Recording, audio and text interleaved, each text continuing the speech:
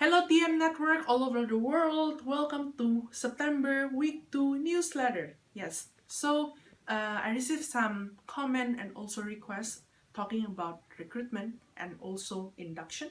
So I'm going to give you some tips when I was MCPPTM, and yeah, hope you guys like it. So first one is recruitment tips. For recruitment tips, there's two conditions, right? It's either first you're starting your recruitment or you are ending your recruitment. So if you're starting or you're having an ongoing recruitment, first of all, first plan. Don't forget that you need to have a plan on how many membership that you want to recruit and then relate it to the focus product that you will have in your entities. For example, does it make sense for you to have more members in OGV as a focus product or more members in IGV as less focus product? The second one is be sure that you understand what are the competency or knowledge, skill, and behavior that you want to recruit in specific function. Yeah, and ensure that this is all communicated to your LCVP so they were clear. The second one is assess. So assess and understand whether your entity already understand how to identify this kind of people in their entity or in their LC. For example, if in my LCVP they have an assessor, yeah, and then does the assessor understand how to assess specific competency while they're doing the recruitment or the interview or doing the focus group discussion or even identifying it when you were having a form that you need to assess.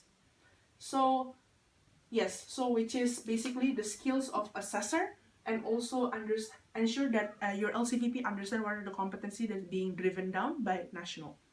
The third one is to track. I still remember that I have monthly TM survey back then when I was MCVP. So I was asking them like, how's the recruitment, how many members that you have had, and then how many members that you plan to have. And then after that, you can backward all the planning from signups until they were out in the first selection batches and etc. So by that, you can have a consultation to understand, oh, turns out you need to improve in this while doing this ongoing process. And then the second one is ending. So either if you're not starting recruitment or you're not doing recruitment right now, if you're ending, that it means that you need to focus on learning and development. What does it mean by learning and development? So it means that you need to ensure that first, new member, they need to have the competency or the skills slash knowledge slash the behavior that they need when they are kickstarting their experience. Why? Because the one who's going to deliver most of your results in the winter peak or fish peak will be your new member. How are you going to address that? The second one is team leaders.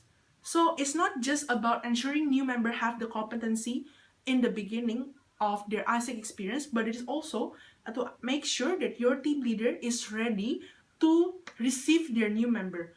So the downfall of the team leader is that usually they were focusing so much on performing.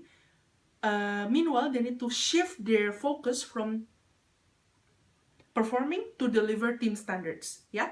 So how you ensure that your team leader understand the functional competency that they need to understand as a team leader. Also, they need to have the managerial skills in order for them to be able to do team standards. What do I mean by that? I mean that, for example, when you're doing meeting or when you're doing goal setting, you understand, your team leader understand how the meeting will looks like.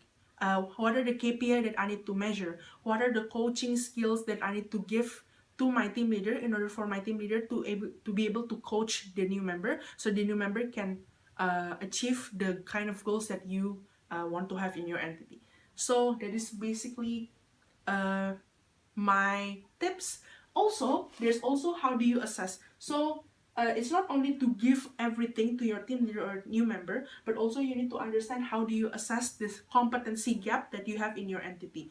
So it's either you're doing survey, you see what are the data of performance from past performance, or for example, you're doing focus group discussion with them, or like how are you going to assess the competency gaps in your team leader or new member.